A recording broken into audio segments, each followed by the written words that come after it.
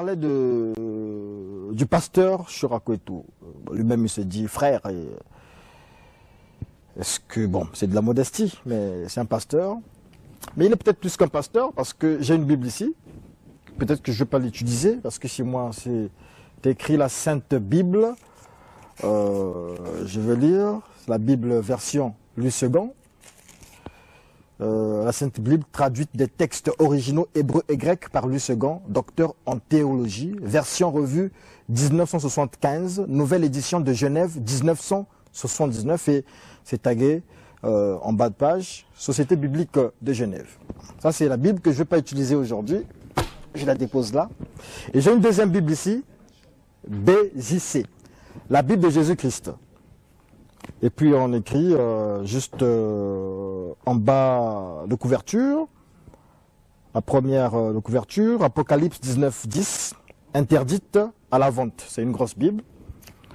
Et lorsque je regarde, il y a un visage de lion. Je ne sais pas si on pourra prendre ici des écritures mais avec un visage de lion. Est-ce que c'est le lion de la tribu de Juda? Je ne sais pas trop. Et je vais lire aussi, comme j'ai lu dans la Bible de Louis II, BGC, la Bible de Jésus-Christ, 3e édition 2015, avec parallèle, notes explicatives, commentaires, concordance, dictionnaire, tableau explicatif, carte, atlas biblique et illustration, strictement interdite à la vente, donc on souligne. Et puis ANJC Productions, Évry France, www.bibledejésus-christ.org. J'ai envie de chercher, je cherche en fait le nom du pasteur Chora ici, je ne trouve pas, mais c'est du Made in Pasteur Chorakwetu. Bonjour pasteur. Bonjour, frère, merci. Bonjour. Oui, frère pasteur, mais je préfère dire pasteur parce que, comme disait Roland Brice Mayulu, apôtre aussi, ça pourra aller. Mais qu'est-ce qui se passe? On a une deuxième Bible, l'Apocalypse nous dit, on ne doit pas retrancher, on ne doit pas ajouter, mais vous l'avez fait. C'est l'antéchrist ou quoi? En fait, pas du tout. Bah, justement, ça c'est une mauvaise interprétation des Écritures. Il n'est pas question de rajouter ni de retrancher, c'est pas ce qui a été fait ici.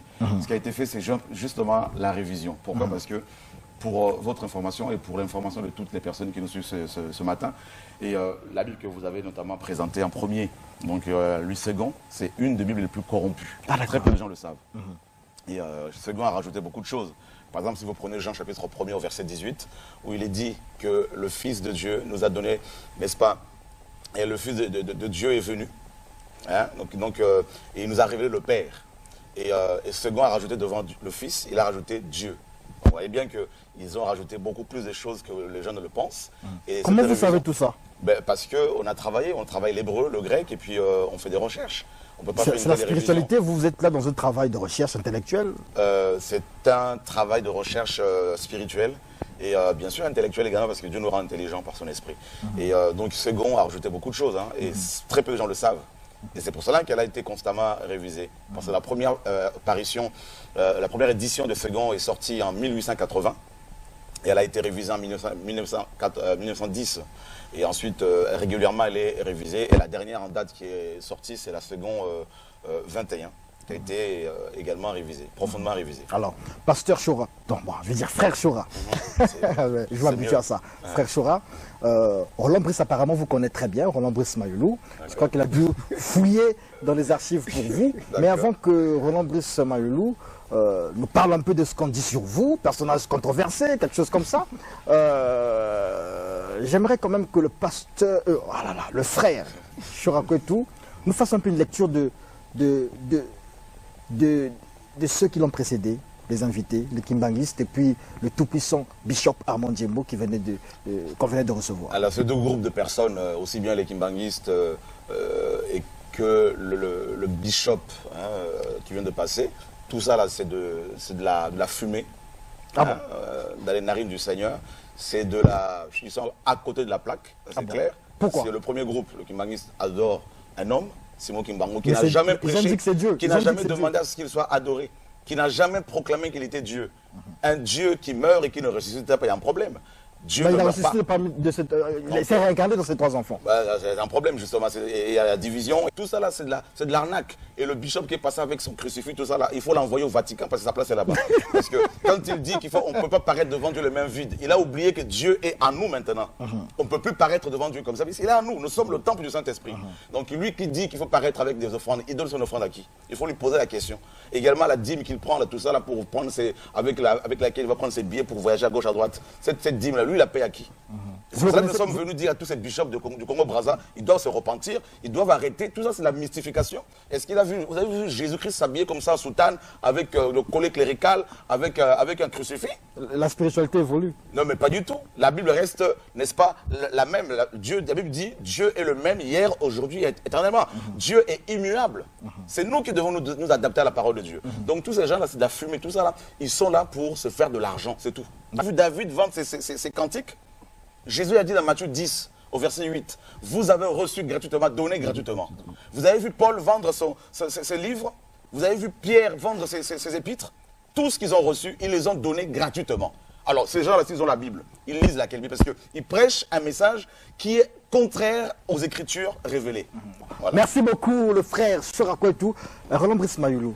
Oui, c'est vrai. On t'écoute, on parlait tout à l'heure. Très bien.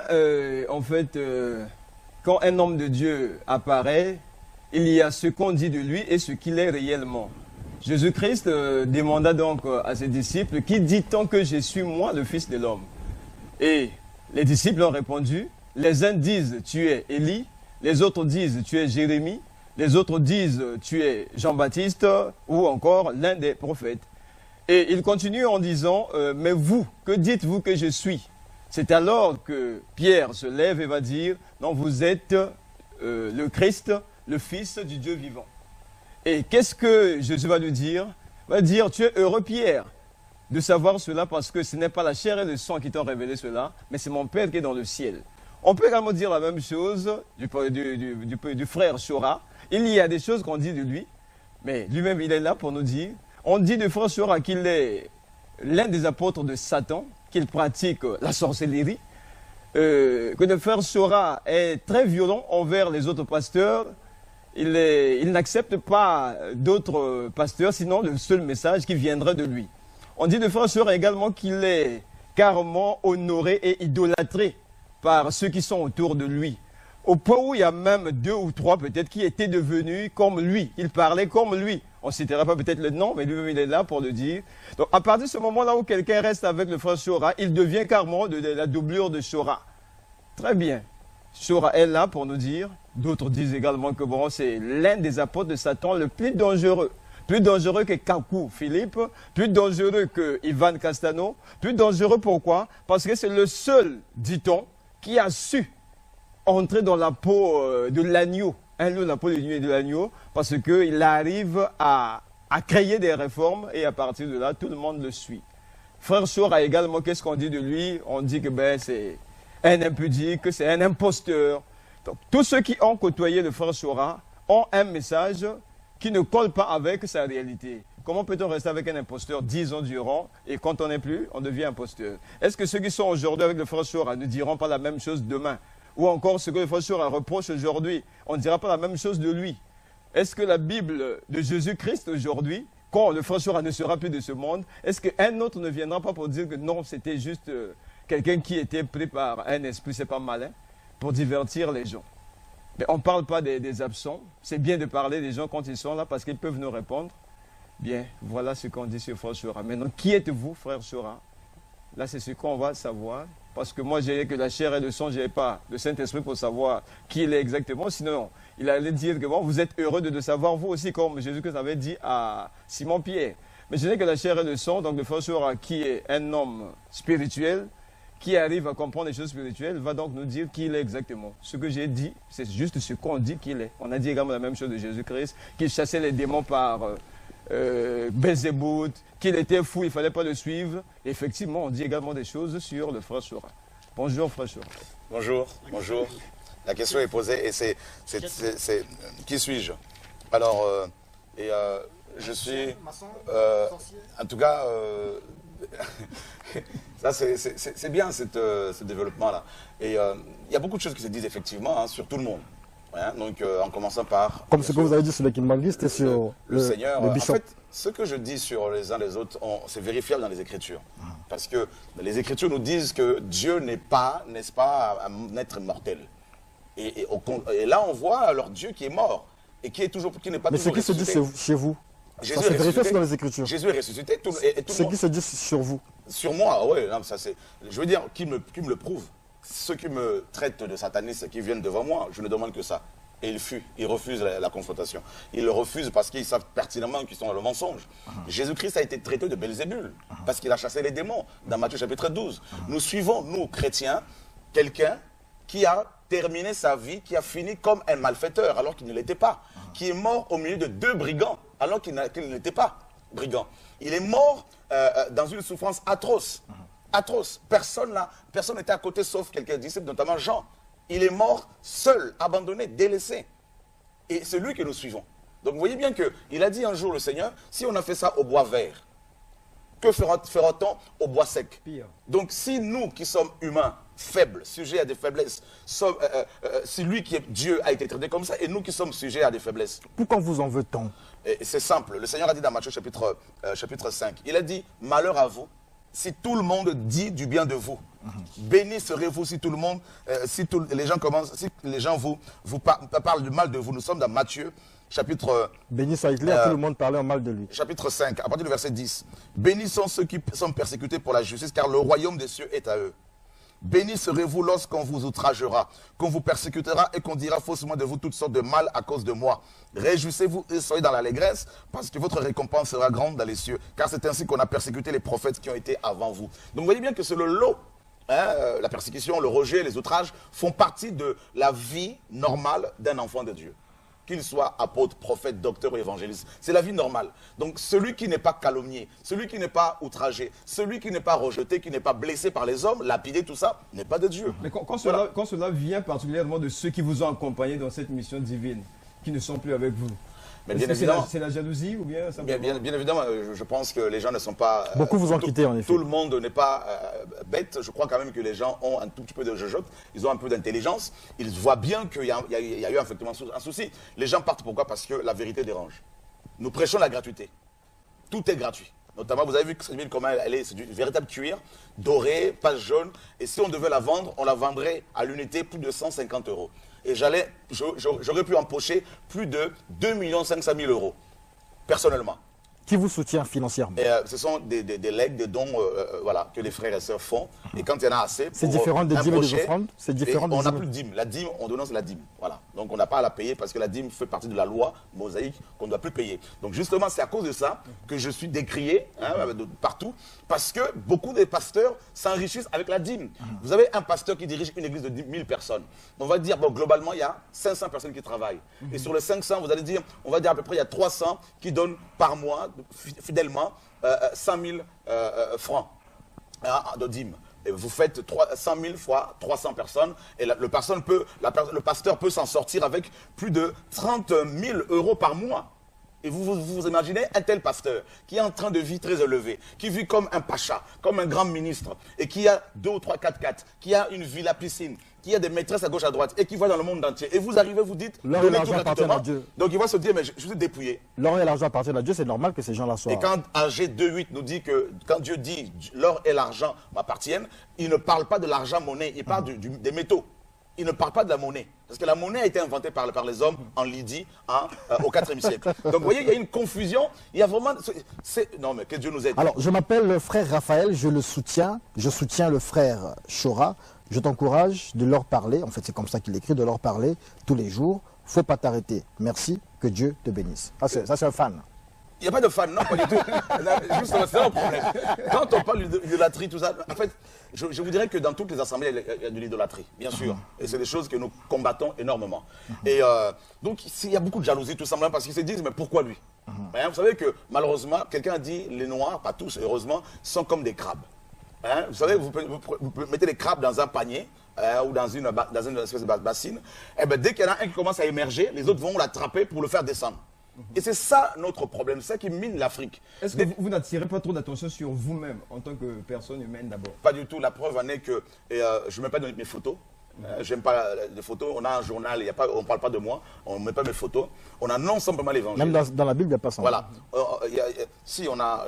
il y a un nom quand même. J'ai signé, mais c'est un petit, c'est caché. D'accord. Et donc, on n'est pas là pour parler de nous. On ne se met pas en avant, on ne se met pas en exergue. Je pense que vous le constatez quand même. Mais on annonce un message. Est-ce que ceux qui sont derrière vous, peut-être, ils n'arrivent pas à vous comprendre? Ils se disent que certainement, au lieu d'adorer Jésus-Christ, c'est lui qu'il faut adorer.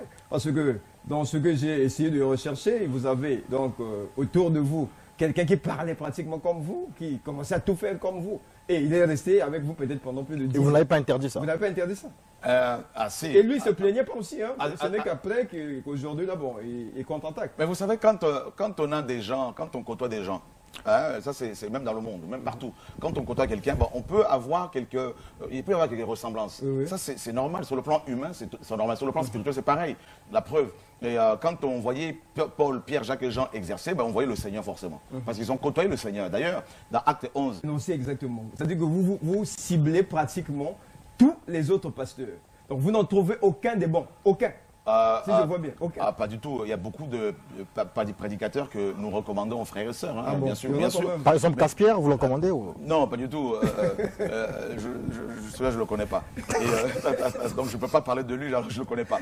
Non, on recommande des gens. Donc, il y a des gens qui ont servi le Seigneur honnêtement. Oui. Et un comme David Wilkerson, qui était un homme, même s'il était dans le système religieux, mais c'est un homme intègre. Donc, voilà, qui a été un père pour beaucoup de personnes. Lorsqu'on parle Et, de noms, on voudrait que ce soit, on reste dans la loi de la proximité, dans D'accord. notre environnement, dans les deux Congos. Il n'y a pas de pasteurs Il y a des prédicateurs dans les deux Congos qui craignent le Seigneur. Justement, il y en a qui Par sont exemple venus nous rejoindre ici. Mais ils ne sont pas connus, ils sont cachés. C'est des gens qui sont... d'accord. La plupart de ceux qui sont cachés, parce que je pense que vous le voyez. Vous voyez bien que quand il y a un décès, ou que ce soit d'une star ou d'un chrétien, ou, voilà, d'un chantre chrétien, vous voyez bien que tous ces pasteurs qui sont là, avec costards, avec collets cléricales, vous voyez bien que c'est des rigolos, tout ce monde. Vous voyez bien que ce sont des charlatans, ce sont des vendeurs de miracles, de marchands de miracles. Je ne parle pas de tous ces gens-là. Il y a des vrais serviteurs, il y a des vrais enfants de Dieu qui sont cachés. Il y en a qui sont venus nous rejoindre, par exemple, ici à Brazzaville, pendant ce programme, qui sont venus de Kinshasa, et qui sont sérieux, qui sont là, qui sont comme mon frère Simon, qui est un pasteur, et qui, depuis des années, je le connais, qui sert Dieu honnêtement. Alors, une toute petite Voilà. question, frère Chirakotou. Qu'est-ce que vous reprochez concrètement à l'Église? Ce que je reproche pas à l'Église du Seigneur, parce que l'Église du Seigneur est une et indivisible, et Dieu seul la connaît. Donc, je reproche à toutes ces églisettes, parce que ce sont des églisettes. Je reproche quoi? Quand on va vous dire qu'il faut faire 100 jours de jeûne pour être délivré, je dis ça, c'est de l'arnaque. Quand on va dire aux gens qu'il faut faire 3 jours de jeûne à sec pour être délivré, et les gens meurent à cause de ce jeûne-là, tout ça là, alors qu'ils ont des problèmes de santé, il y en a qui sont diabétiques, ils vont jeûner pour avoir une délivrance, ils en meurent. Et ça, c'est chaud, on ne peut pas se taire. Quand on a des jeunes femmes qui sont violées par des pasteurs, je ne dis pas tous, mais beaucoup quand même, des jeunes filles de 16 ans, 12 ans qui sont déviergées, violées en permanence par ces pasteurs. Est-ce que vous avez des preuves? Mais bien sûr. Vous parlez si facilement. Mais bien sûr, il y a un pasteur que je connais qui a couché avec plus de 50 femmes de son assemblée. Plus de 30 sont venus me voir au bureau pour la prière. Mais il y en a qui ont été violées, sodomisées, excusez-moi, mais elles ont vécu des choses terribles, des couples qui ont été brisés. Il y en a une notamment, il y en a une que je veux me voir, il y en a une autre qui est devenue folle. Ça a duré 10 ans. Et je suis allé là-bas pour les aider. Et leur bishop, le pasteur de leur association à Paris, m'appellera pour me dire, mais comment as-tu géré cette affaire sans nous consulter? Je lui ai dit, mais qui es-tu? Pendant que les enfants de Dieu sont violés, si c'était ta fille, tu allais réagir comme ça? Quand vous avez nos mamans ici en Afrique qui vendent des cacahuètes ici de la Chikwang dans chaque coin de rue et qui ne savent pas lire, qui sont analphabètes et qui vont, n'est-ce pas, dans ces assemblées parce qu'ils ont des problèmes sociaux et des bishops leur disent si vous ne payez pas la dîme, vous serez maudite. Si vous ne donnez pas une offrande du prophète qui est une invention africaine, vous serez maudite. Si vous ne donnez pas, vous paraissez les mains vides comme le disait le bishop de tout à l'heure avec son crucifix, vous serez maudit, vous serez maudite. Mais quand on voit nos mamans comme ça qui sont manipulées à longueur de journée, on ne peut pas se taire parce que les gens vont en enfer. L'enjeu est éternel et spirituel. Je n'ai rien contre ces pasteurs. Nous avons à dénoncer ces charlatans parce qu'ils nuisent à l'image de l'Église de Yeshua et à l'image de notre Dieu. Donc du coup, beaucoup d'hommes, même d'hommes politiques, ne veulent pas se convertir parce qu'ils se disent « mais ces bishops viennent faire la queue chez nous pour avoir de l'argent ». Et ça, c'est une honte. On ne peut pas ne pas dénoncer ces choses-là. Et ceux qui disent que nous sommes impudiques, je suis impudique, moi je demande des preuves depuis des années. Hein. D'accord. Alors, voilà. Donc, j'ai qu'une femme et j'en ai pas d'autres. Frère Chirakotou, je vous présente aussi le frère Frachinel, Ongoba, qui a des choses aussi à vous dire, certainement des questions. D'accord. Voilà, la première, c'est une précision d'abord. D'accord. C'est que lorsque je vous ai suivi, parce que je vous ai suivi pour la première fois, c'était à la télé, quelle est votre mission précisément? Très bonne question.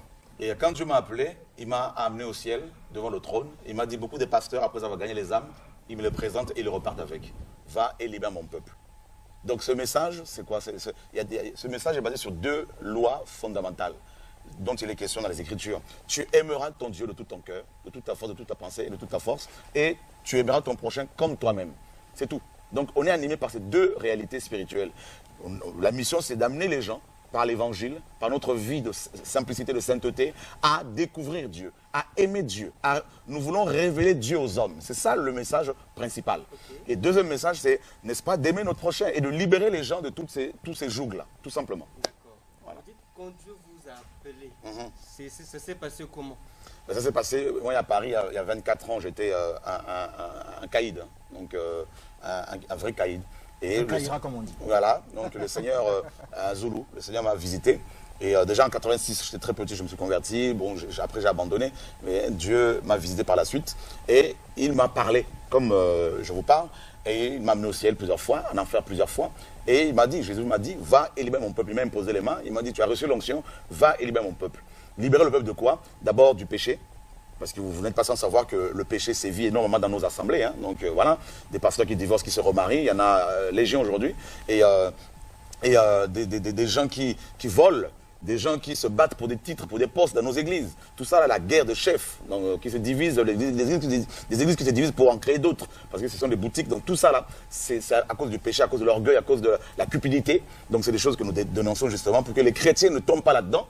Et délivrer les gens aussi par rapport à l'ignorance. Parce que, vous savez, l'Africain, de par sa culture, n'est pas un lecteur. Hein, donc on ne lit pas. Très peu lisent. Et donc du coup, ils ne vont pas chercher des renseignements, des informations. Et on est basé sur l'oral. Donc tout ce qu'on entend devient parole de l'évangile. C'est pour cela que nous voulons, avec la parole de Dieu, avec les Écritures, avec la réforme que nous apportons, avec la révision de la Bible notamment, et des livres, des ouvrages que nous écrivons, nous voulons que nos frères découvrent la vérité. Tout simplement. Vous voulez ou bien c'est toi? Nous voulons parce que c'est le désir d'abord du Seigneur. Et le désir aussi de toutes les personnes qu'il a appelées, tout simplement parce que je ne suis pas le seul à parler comme ça. Il y a de plus en plus de frères qui parlent comme ça. Vous avez aux États-Unis également un Européen, un Occidental, pardon, un Américain, dont je tairai le nom, pour qui j'ai du respect, même si je ne le connais pas personnellement, mais qui dénonce aussi le mal qui se vit dans les églises américaines, énormément, et qui est beaucoup combattu également. Donc on n'est pas le seul, pas du tout. Alors d'accord. Alors vous dites que Dieu vous a donné la mission pour dénoncer le mal qui se passe dans les églises. Mais ce message-là n'est pas nouveau. La Bible existe depuis longtemps. La Bible dénonce déjà toutes ces choses-là. Est-ce que si quelqu'un n'a pas été appelé tel que vous dites, Dieu vous a amené au ciel, aux enfers, mais si quelqu'un, juste par sa simple lecture, et qu'il comprend parler de l'Esprit de Dieu, il est parvenu à comprendre que ça c'est mauvais, puis il s'engage tel que vous avez fait. Est-ce que son ministère ne sera pas approuvé? C'est-à-dire il n'agit que parce qu'il a lu. Non, mais de toute façon, Dieu parle de plusieurs manières aux gens. Il y en a qui reçoivent une visitation de manière claire et nette, d'autres, en lisant simplement les Écritures, ils reçoivent une intelligence, une compréhension, et puis vont servir le Seigneur. Donc il y a différentes manières de procéder que le Seigneur utilise pour appeler les uns les autres. Je veux tout simplement dire que est-ce que le fait que vous dites que Dieu m'a dit, ou Dieu m'a parlé, ou Dieu m'a amené, ce n'est pas justement pour vous spécialiser? Pas du tout, parce que Dieu parle. L'accent sur vous. Non, pas du tout. Mais Dieu parle, je ne suis pas le seul. Si je dis ça, c'est parce que quand vous dites Dieu m'a appelé, Dieu m'a dit, vous faites comme si vous mettez la Bible à côté. Pas du tout. Au contraire, mais la Bible confirme que Dieu parle encore au jour d'aujourd'hui. Aujourd'hui. Dieu parle encore à ce jour. Dieu n'a pas parlé seulement hier. On n'est pas dans une religion. Dans la religion, on vous dit, Dieu a parlé hier. Il a parlé hier aux prophètes, il ne parle plus aujourd'hui. N'est-ce pas? Dieu continue à parler aujourd'hui. Il y a les Écritures, bien sûr, mais Dieu parle encore aujourd'hui. La parole le dit, donc c'est pas moi qui le dis. Alors, je vais enchaîner avec cette question par rapport à l'émission que vous avez fait, la prédication. Vous parlez du réveil spirituel. Alors, est-ce que un enfant de Dieu, je vais parler du saint, quelqu'un qui a été oint de l'Esprit Saint, est-ce qu'il arrive à dormir? C'est-à-dire, quand vous dites réveil, c'est comme si ils étaient là, endormis, c'est l'explication que vous donnez, dans des fausses doctrines. On dirait ils ont avalé ça, ils ont avalé ça, ils ont avalé ça, et puis ils se réveillent. Est-ce qu'un saint peut tomber dans ce sommeil spirituel? Très bonne question. Alors, on va comme, on vous parle des Écritures, on va aller dans les Écritures à chaque fois. Nous sommes dans Romains chapitre 13 au verset 12. La nuit est avancée et le jour approche. Rejetons donc les œuvres des ténèbres. Paul s'inclut également ici. Et soyons revêtus des armes de lumière. Marchons honnêtement comme en plein jour, loin des orgies et de l'ivrognerie, de la luxure, de la débauche, de querelles et de jalousie. Et il dit, même plus loin, et au verset 11, même vu la saison, parce qu'il est déjà l'heure de nous réveiller du sommeil. Paul, le grand apôtre, un apôtre onctionné. Là, il est en train de parler du comportement, il ne parle pas des doctrines. Non, mais en fait, quand tu parles de la luxure, mais il y a une doctrine qui te dit aujourd'hui que tu peux avoir plusieurs femmes. Donc, qui amène les gens à la luxure. Donc, c'est une doctrine, la luxure, bien sûr. En fait, quand je parle de la doctrine et le comportement. Mais la doctrine engendre des comportements. Quelqu'un qui est mal, qui est endoctriné, il va avoir une attitude. Donc, les attitudes, le caractère, sont les conséquences de la doctrine qu'on a reçue. C'est exact. Voilà. En fait, quand vous lisez le chapitre, tout le chapitre, Paul est en train de vouloir appeler les pécheurs à venir vers la lumière. Il s'inclut. Oui, lui-même, il dit est aussi nous. pécheur. D'ailleurs, tous les rédacteurs bibliques, lorsqu'ils écrivent, ils s'incluent dedans. Mais forcément, parce Paul que... dit même que nous serons jugés. Mais la Bible dit, les saints ne seront pas jugés. Ils seront ressuscités à la première résurrection. Nous Donc, serons jugés. Pourquoi? Il y a plusieurs jugements. Et c'est là justement le problème. Je ne veux pas aller au jugement. Je veux surtout parler du réveil. Il faut toujours rectifier, il faut l'équilibre. Oui. Nous serons jugés parce que Paul nous dit dans 2 Corinthiens 5:10, nous passerons par le tribunal de Christ afin que chacun reçoive selon ce qui est le bon et le mauvais qu'il aura pratiqué étant dans son corps. Nous serons jugés, bien sûr. D'accord. On va lire quelques SMS parce qu'ils sont nombreux à nous appeler, nombreux à nous envoyer des messages. C'est la première fois que je vois les téléspectateurs tous admirer un pasteur dans cette émission. C'est l'une des rares fois. On ne demande pas être admiré, plutôt... Bon, mais non, c'est un fait. On se comprend. Voilà, c'est un fait. Admirer un frère. Vraiment, mon cher Jazz, je n'ai jamais vu un homme de Dieu avec un tel franc-parler. J'aime ça. J'aimerais bien que vous nous le confronteriez avec le pasteur Caspierre. Il dit bien, s'il te plaît. Donc, on verra bien si on va falloir vous mettre ensemble. Alors, ça, c'est un message qui nous vient de Paris. Comment avez-vous Dieu? Bon, je crois que c'est la vraie question. Bon, ça a été déjà posé. On a déjà répondu à cette question-là. Je veux que le pasteur Chora s'explique un peu en ce qui concerne le non-paiement de la dîme. Les gens veulent revenir sur ça. Sur la dîme. Alors c'est clair. Le passage le passage favori des partisans de la dîme, c'est Malachie 3:10. Et si on va dans Malachie 4:4, Dieu dit, à l'époque, il disait à Moïse, n'est-ce pas, souvenez-vous de la loi de Moïse, auquel j'ai prescrite à Horeb pour tout Israël. Donc là, d'après le contexte de Malachie 4:4, la conclusion notamment de ce livre, nous apprenons que la loi de Moïse, qui était composée de 3 parties, loi cérémonielle, donc relative au culte, loi sociale et loi morale. Et cette loi sociale notamment, cérémonielle, était exclusivement juive. Et dans cette loi-là, donc il y avait justement la pratique de la dîme. Et il était question d'amener cette dîme-là à la maison du trésor, pour qu'il y ait de la nourriture à la maison de Dieu. Or, si on va dans Néhémie chapitre 10, à partir du verset 35 au verset 39, nous apprenons là-bas dans Néhémie 10 que la maison du trésor était un endroit, c'était des magasins, où l'on amenait essentiellement la dîme de la dîme que donnaient spécialement les Lévites aux prêtres. Donc, ce n'était pas le peuple qui payait cette dîme-là, c'était les Lévites qui la payaient. Donc, vous voyez bien que Malachie 3:10 faisait allusion, à l'époque, à la dîme de la dîme que les Lévites devaient donner aux prêtres.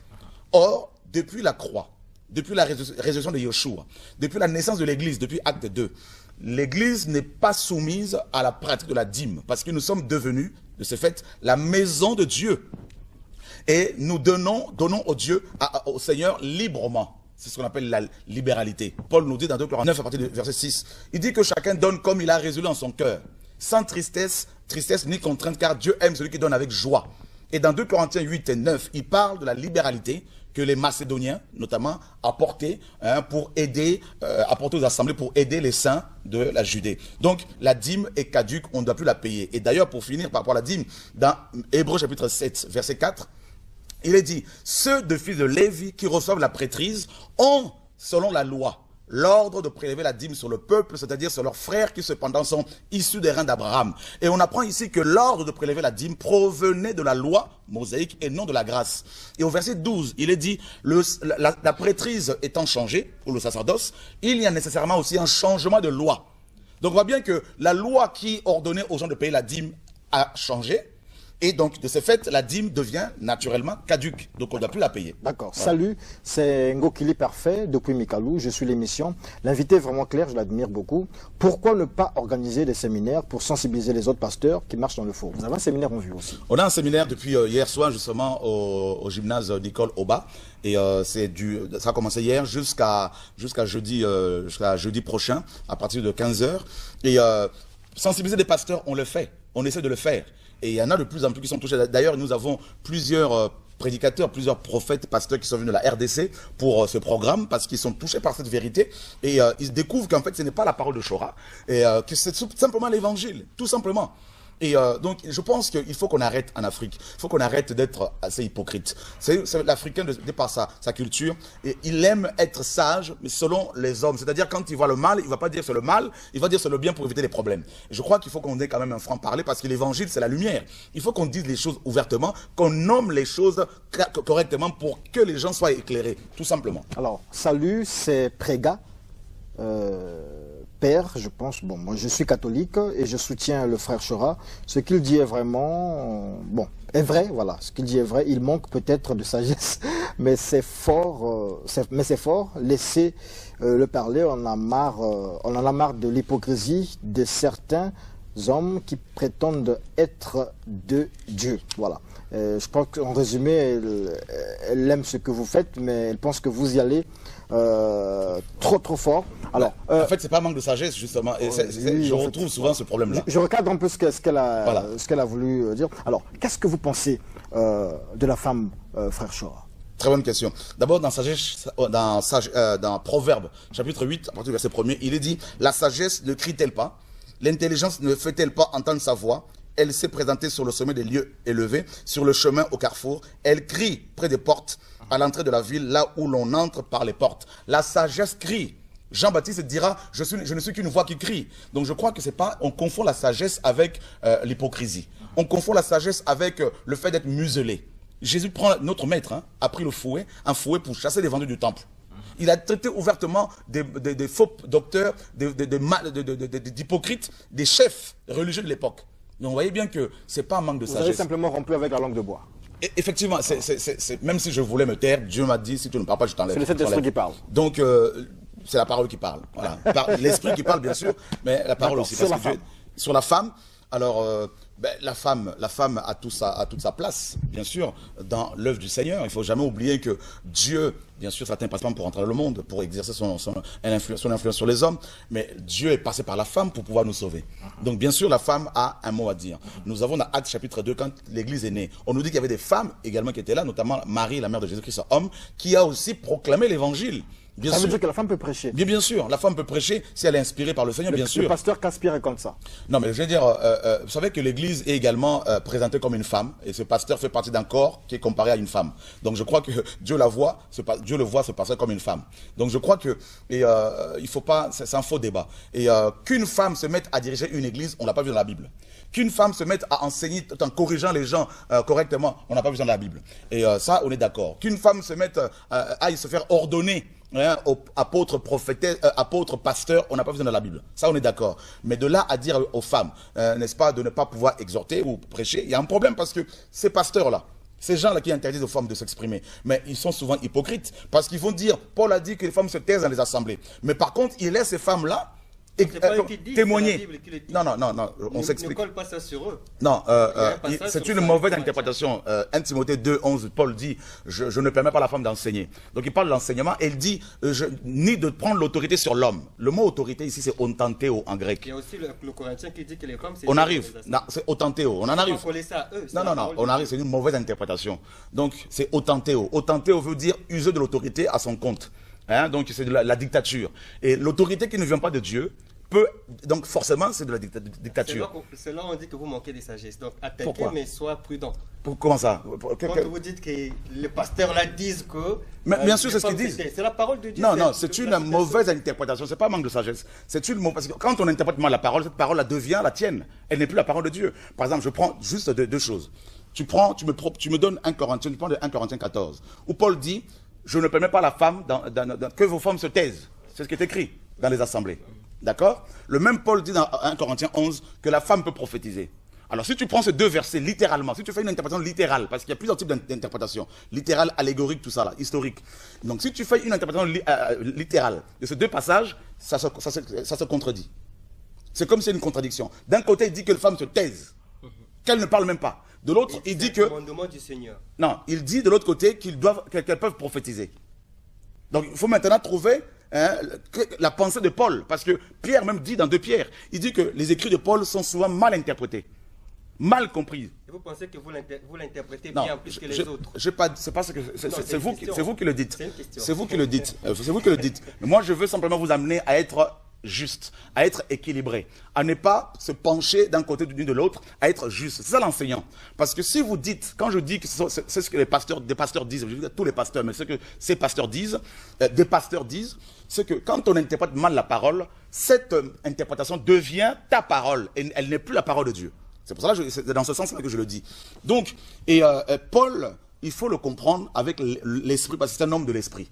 Paul nous fait comprendre ceci. D'abord dans 1 Corinthiens 14, si on prend le contexte de 2 livres de Corinthiens, donc de Paul aux Corinthiens, on comprend qu'il y avait du bazar, il y avait le désordre. Il y a même un homme dans 1 Corinthiens 5 qui est parti avec la femme de son père. Et les gens l'acclamaient. On a vu qu'il y avait des dissensions. Il y en a qui se disaient être pour Paul, d'autres pour Céphas, d'autres pour Apollos. Il y avait des sectes. Donc il y a même des gens qui disaient que on pouvait, n'est-ce pas, il ne faut pas manger les viandes sacrifiées aux idoles. Il y avait tout ce bazar-là. Paul, maintenant, devait mettre de l'ordre. Et c'est pour cela qu'il dit que les prophètes qui prophétisent, s'il y en a un autre qui prophétise, le premier doit se taire. Parce que ça prophétise à tous azimuts. Il y avait même des gens qui parlaient en langue sans interprétation. Il y avait le désordre. Alors vous pensez qu'enseigner et prophétiser, c'est la même chose? Non, en fait, ce que... Parce que vous comparez, Paul a dit, il ne doit pas enseigner, et Paul dit prophétiser. Est-ce qu'enseigner et prophétiser, c'est la même chose? Mais en fait, je dirais, mais bien sûr, je dirais oui et non. Oui et non. Oui, pourquoi? Parce que l'enseignement qui vient de Dieu est une révélation, est une illumination. Donc, c'est une pensée prophétique. Parce que tout ce qui vient de Dieu est prophétique. Tout. Parce que Apocalypse 19 nous dit au verset 10 que le témoignage de Jésus est l'esprit de la prophétie. Donc, de Genèse à Apocalypse. C'est ça le témoignage de Jésus. Donc, ce livre est un livre prophétique. Donc, l'enseignement qui vient de Dieu est prophétique. Tout enseignement de Dieu. L'exhortation qui vient de Dieu est prophétique. Prophétique pourquoi? Parce que quand on dit prophétique, le mot prophétie veut dire en hébreu, tout comme dans le grec, veut dire simplement inspiré. C'est tout. Donc tout enseignement qui n'est pas inspiré par Dieu n'est pas prophétique. Mais l'enseignement que la femme n'enseigne pas est inspiré de Dieu. J'en arrive, donc je veux toujours l'équilibre parce que j'enseigne beaucoup et j'aime l'équilibre parce que c'est ça quand on enseigne. Maintenant, on a compris que tout enseignement qui vient de Dieu est prophétique, toute prédication, exhortation, tout ce qui vient de Dieu est prophétique parce que Dieu est esprit. D'accord? Donc Dieu inspire. Maintenant, quand on parle d'enseignement qui n'est pas une prophétie, c'est simplement au niveau de la prophétie qui vient aussi, il y a la prophétie qui vient qui dit que Dieu m'a mis à cœur, Dieu m'a montré, Dieu m'a donné une pensée. D'accord? Dieu m'a dit. Donc ça c'est aussi biblique. Hein? Et maintenant l'enseignement qui n'est pas lié à la prophétie, qui dit que, qui concerne les paroles inspirées, telles que la parole de connaissance, parole de sagesse, cet enseignement-là, qui ne doit pas être apporté par les femmes, ça a un rapport avec le terme grec didaskalos. D'accord? Didaskalos. Ça veut dire quoi? C'est ce que Pierre nous dit dans 1 Pierre 3. Il dit que tout le monde ne doit pas devenir professeur, littéralement. Ou encore, non, pas enseignant. Ça se traduit aussi par enseignant. Non, oui, mais plus professeur, d'accord? Plus maître, professeur, et on retrouve ce même terme dans Éphésiens 4. Pourquoi? Parce qu'à l'époque, chez les Hébreux, parce qu'il faut connaître le contexte historique, c'est très important et culturel. Et chez les Hébreux, les docteurs, les didaskalos étaient essentiellement les hommes. Pourquoi? Parce que leurs disciples vivaient tout le temps avec eux. Or, Dieu qui est le Dieu d'ordre n'a pas voulu que la femme, qui a une charge particulière, plus que l'homme, dans la mesure où elle conçoit, elle, n'est-ce pas, engendre, elle donne la vie. Imaginez une femme qui conçoit, qui est enceinte, et qui va devoir maintenant aller de ville en ville pour aller enseigner, pour mettre de l'ordre. Ça ne correspond pas avec son appel initial de femme. C'est dans ce sens-là, parce que Dieu veut qu'il y ait de l'ordre, tout simplement. Mais les femmes ont des choses à partager. Des femmes reçoivent des choses, elles ont l'esprit de Dieu. Et puis autre chose, par rapport aux enseignants du didaskalos, leurs disciples, qui étaient essentiellement des hommes, vivaient tout le temps avec. Ils le voyaient pleurer quand ils étaient touchés par des événements tels qu'un deuil. Ils le voyaient prier comme dans Luc chapitre 11. Jésus priait un jour, nous dit la parole. Les apôtres vont le voir parce qu'ils l'ont observé. Ils vont lui dire, enseigne-nous comme Jean l'a enseigné à ses disciples. Donc on voit bien que les didascalos comme Moïse, qui est avec Josué, comme Élie, avec, n'est-ce pas, Élisée. On voit bien que ces hommes-là, comme Samuel, étaient tout le temps avec leurs disciples. Ils dormaient avec.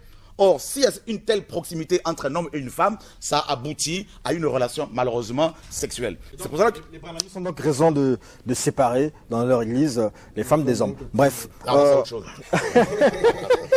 Alors, il y a une question d'interestateur. Vraiment, il y a beaucoup de questions qui reviennent sur la dîme. D'accord. Nous sommes là pour ceux qui nous suivent en ce moment. Et donc, c'est un message anonyme encore qui dit « La dîme est un ainsi dit le Seigneur. » Malachie 3. Du verset 7 à 10, dit ceci. En fait, il me donne une référence, Malachie 3, 7, 10. Même Abraham, le père de la foi, paya la dîme. Alors, qui est celui qui a l'audace de combattre? Ainsi dit le Seigneur. Je regrette de ne pas être sur ce plateau. Monsieur le journaliste, dites au pasteur qui parle de ne pas tromper le peuple. Nous allons lire Malachie 3. Je l'avais là, du verset 7 à 10, il est écrit, venir, on l'attend, pas de souci. il est écrit, depuis le temps de vos pères, vous vous êtes écartés de mes ordonnances, vous ne les avez point observées, revenez à moi et je reviendrai à vous, dit l'Éternel des armées. Et vous qui dites, en quoi devons-nous revenir? Un homme trompe-t-il Dieu? Car vous me trompez. Et vous dites, en quoi t'avons-nous trompé? Dans les dîmes et les offrandes. Vous êtes frappés par la malédiction et vous me trompez, la nation tout entière. Apportez à la maison du trésor toutes les dîmes, afin qu'il y ait de la nourriture dans ma maison. Mettez-moi de sa sorte à l'épreuve, dit l'Éternel des armées, et vous verrez si je n'ouvre pas pour vous les écluses des cieux, si je ne répands pas sur vous la bénédiction en abondance. Je crois que c'est un pasteur qui a envoyé ce message. Ça se voit, ça se ressent, ça se sent, et on l'aime, je l'aime bien ce frère, et s'il aime le Seigneur, et je ne peux pas lui en vouloir, parce que, vous savez, on était tous comme ça. Et là, il parle, dans Malachie, Malachie parle, n'est-ce pas, des ordonnances, parce que la dîme faisait partie des ordonnances, on est d'accord. Maintenant, qu'est-ce que Colossiens chapitre 2 nous dit? On peut le lire parce que c'est un problème de contexte, c'est un problème d'interprétation, c'est toujours le même problème que l'on retrouve aussi dans nos assemblées.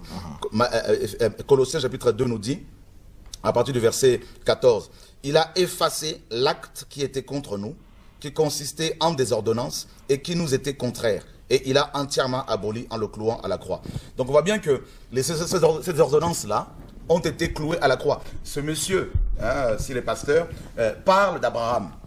Mais, ok, il fait allusion à Abraham, il veut que l'on paye la dîme parce qu'Abraham l'a payé. Alors dans ce cas-là, respectons ce qui est écrit. Dans ce cas-là, il faudrait qu'il la paye une seule fois, comme Abraham, parce qu'il n'a pas fait une doctrine. Il n'y a pas une régularité dans la pratique de la dîme chez Abraham, pas du tout. C'est sous Moïse que cela est devenu, n'est-ce pas, une pratique irrégulière. Dans ce cas-là, il faudrait qu'il la paye une seule fois, et pas à un homme, parce qu'Abraham ne l'a pas payé à un homme, mais à Melchisédek. Donc je lui demanderai qu'il prie ce matin pour que Melchisédek lui apparaisse. Ok. Deuxièmement, qu'il prélève cette dîme-là sur le butin de la guerre. Donc il faut qu'il aille mener une guerre contre les rois qui ont combattu contre Sodome et Gomorrhe. Il va prélever la dîme sur le butin, comme Hébreux 7 le dit, et il va payer ça une seule fois. Et ensuite, qu'il prenne son enfant, son fils aîné, s'il en a un, son deuxième fils, parce que c'est le deuxième pour Abraham, premier par rapport à Sarah, ben, qu'il prenne son enfant, qu'il aille sur le mont Morija, en Orient, pour aller le sacrifier là-bas. Et Dieu va lui envoyer l'ange de l'Éternel avec un bélier pour remplacer ce sacrifice. Tout ça, là. Mais il y a également on va sur quelques réactions, oui, voilà. Ceux qui vont dans le même sens s'appuient également sur Galates 6.6. Ils se disent que, tel que là, si vous avez prêché, nous qui avons reçu dans votre enseignement, nous sommes dans l'obligation de vous remettre quelque chose. Alors, on va qu'on appelle ça dîme, qu'on appelle ça don, qu'on appelle ça offrande, et ça revient par la même chose. Galates 6.6 a été mal traduit. C'est pas une interprétation. En fait, la mauvaise traduction, forcément, engendre une mauvaise interprétation. Donc, la meilleure serait quoi? Dans la Bible, vous dites justement, il n'y a pas que cette Bible de Jésus-Christ. Il y a aussi la Bible de Sterwald, la Martin que nous recommandons aux gens. Regardez ce que Galates 6.6 dit, dans le grec. Donc vous allez nous laisser aussi cette traduction. Avec joie. D'accord. Voilà, là je vois que vous commencez à... Vous avez un nouveau fan. Non. Galates 6.6. Regardez ce que la Bible dit. Que celui à qui l'on enseigne la parole soit en communion avec celui qui l'enseigne pour tout ce qui est bon. C'est Galates 6.6. C'est Galates 6.6. Le mot traduit Dans la version de la Bible de Jésus-Christ. Regardez la version de second, ça a été mal traduit. D'accord. Donc, vous voyez, Alors, le temps de regarder tout ceci, nous allons du côté de la réalisation pour voir un peu ce que les gens pensent du frère Chora Kwetu.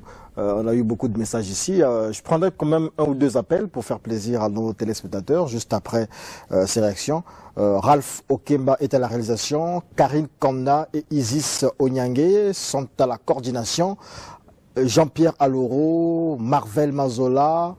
Ils sont bien nombreux là-bas du côté de la réalisation, du côté de la régie. C'est toute une équipe, c'est près de 30 personnes voilà, autour de Studio 210. Donc je souhaite à ces gens-là un bon dimanche et suivant ces réactions autour du frère Chora Kwetu.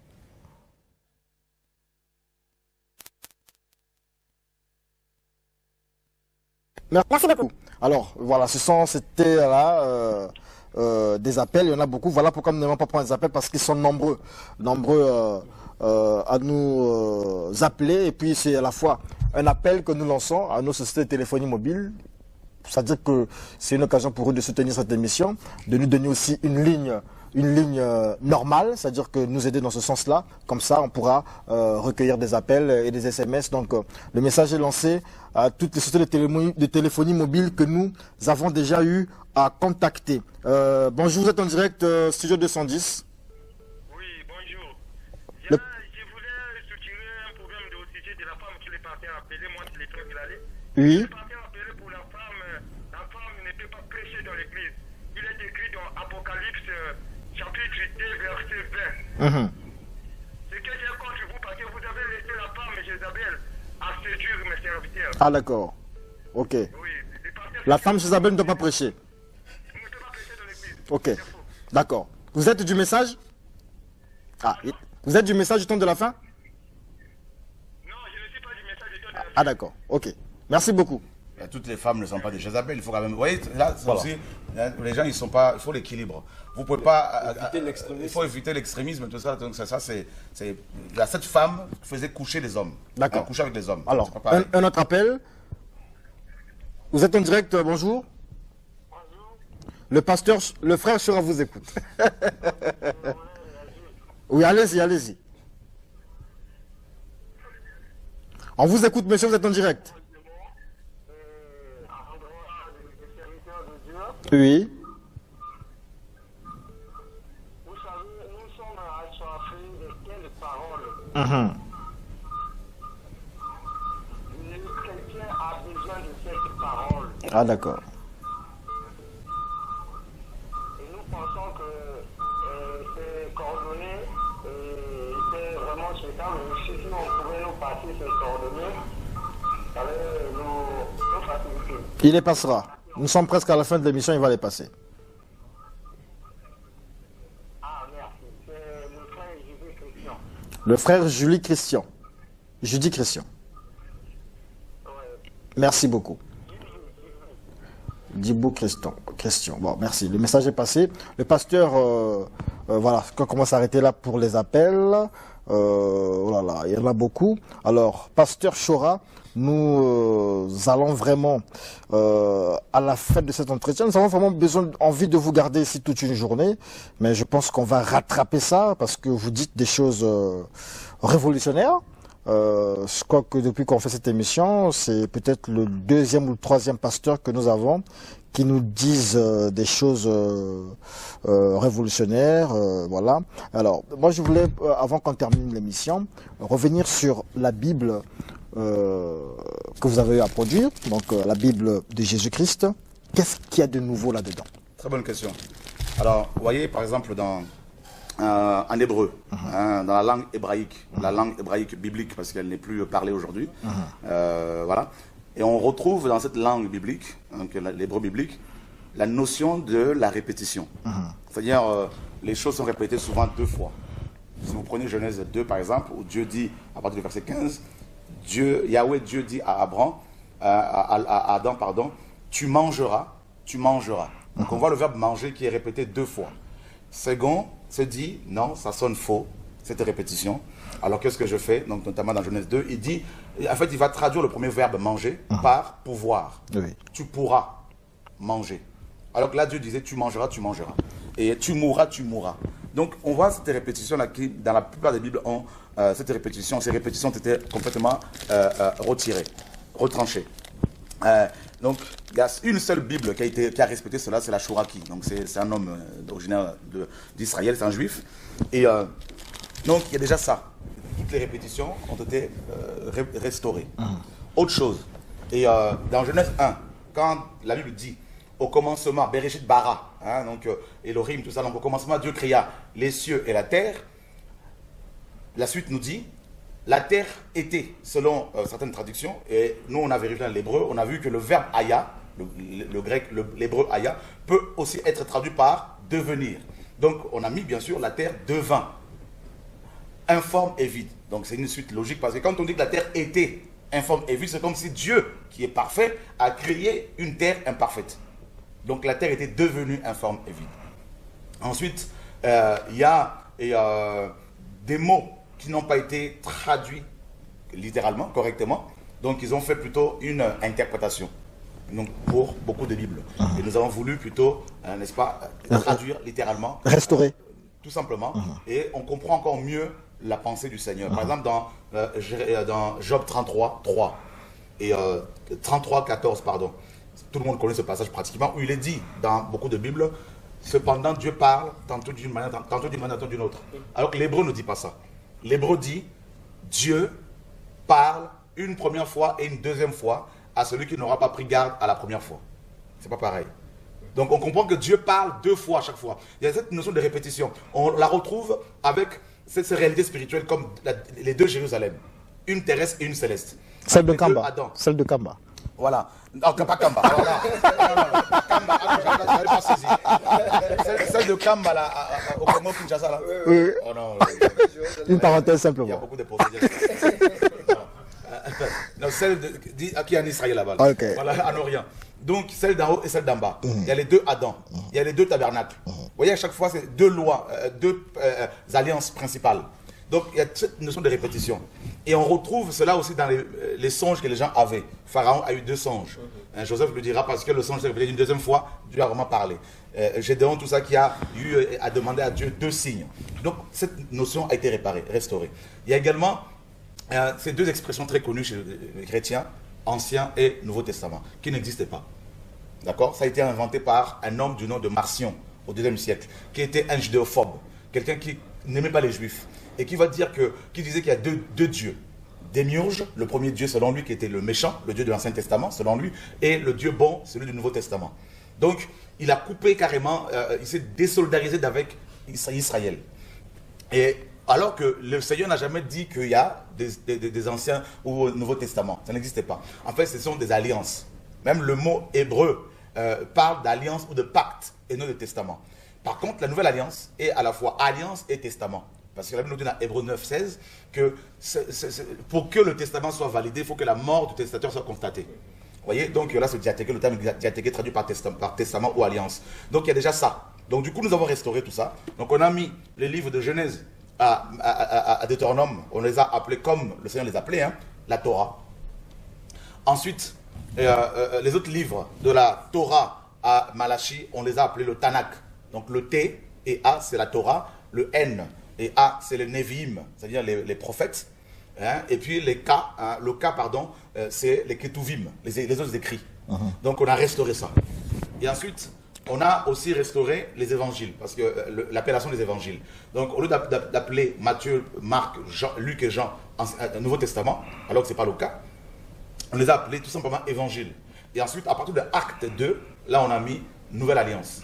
Parce que l'ancienne alliance a pris fin lorsque Christ a dit tout est accompli et que le voile du temple a été déchiré de haut en bas. Donc vous voyez, donc toute la période comprise de la naissance à Jésus à la croix faisait partie de la première alliance, de l'ancienne alliance. Voilà pourquoi Jésus-Christ pouvait dire aux gens qu'il guérissait, comme c'est dit lépreux, aller faire des offrandes que Moïse a réclamées une fois qu'ils ont été guéris. C'est-à-dire d'offrir des animaux.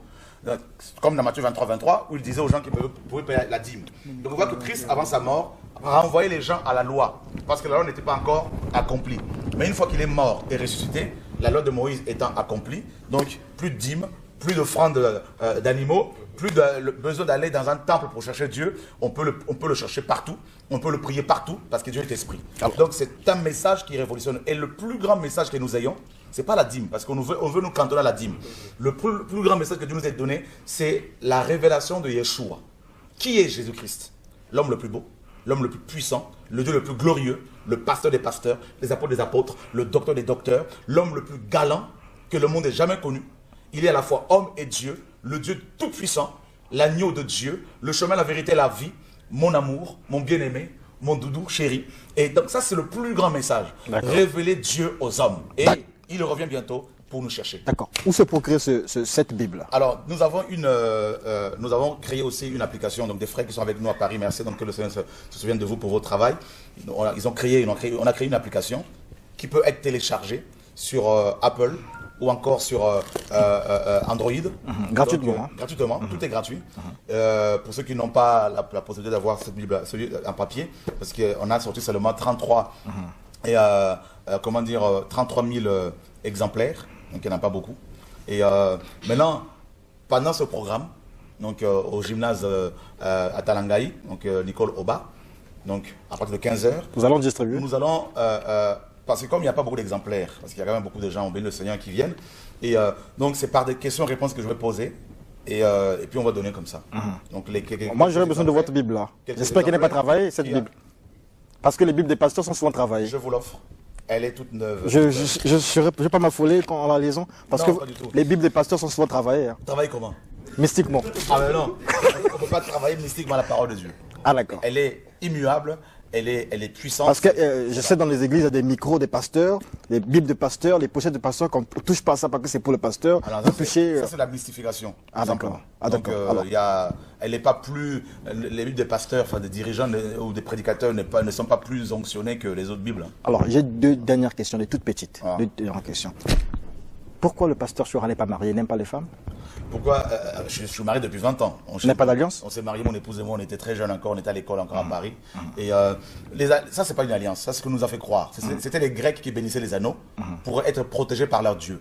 Maintenant, l'église romaine a commencé à bénir les alliances lors du Concile de Trente, en 1500, à partir de 1500 après Jésus-Christ, donc au XVIe siècle, et avec le 7 sacrements de l'église. Et il fallait bénir le mariage. D'ailleurs, la bénédiction nuptiale n'est pas dans les Écritures, hein, ça vient de l'église romaine. Donc on n'a pas à bénir le mariage parce que le mariage est une bénédiction au même titre que la pluie et le soleil. Donc on ne bénit pas le soleil. Les gens sont déjà bénis. Voilà pourquoi les païens même en profitent. Donc je n'ai pas d'alliance tout simple de bague parce que l'alliance est dans le cœur. D'accord. Voilà. Deuxième question, la dernière. Est-ce que vous aimez la sape? Vous connaissez la sape? Jésus, c'est le plus beau, le plus galant. Il était sapeur aussi? Non, Jésus n'était pas sapeur au sens propre du terme. Je veux dire, la sapologie, ça c'est un démon à la base. Ah, d'accord. C'est un démon à la base. Il y a un grand sapeur aussi, l'empereur, le meilleur sapeur du monde. Honnêtement, voyez, on vient de Paris, on vient là où on fabrique les vêtements. Mais on ne veut pas se prendre la tête. Je veux dire, le Seigneur était tellement simple dans sa manière de s'habiller que pour le localiser, Judas devait lui faire un baiser, hein, un bisou pour le distinguer des autres. Donc parce qu'il était habillé comme tout le monde. Donc honnêtement, on a vu ce qu'on appelle les rois de la sape qui sont décédés. Hein. Ils ont créé une religion. Honnêtement, c'est une honte. Même les Européens qui sont à la base des vêtements de la sape, soi-disant, ils sont simples. Okay. On va voir quelqu'un qui n'est rien, de la poussière. Et qui, parce qu'il est dans un costard, il se croit quelqu'un. Voilà un ver de terre qui va le piquer, hein, un petit moustique, malaria, tac, il crève. Voilà, moustique Zika, et ça meurt. Et honnêtement, il faut arrêter quoi. D'accord, merci beaucoup, frère Chouara.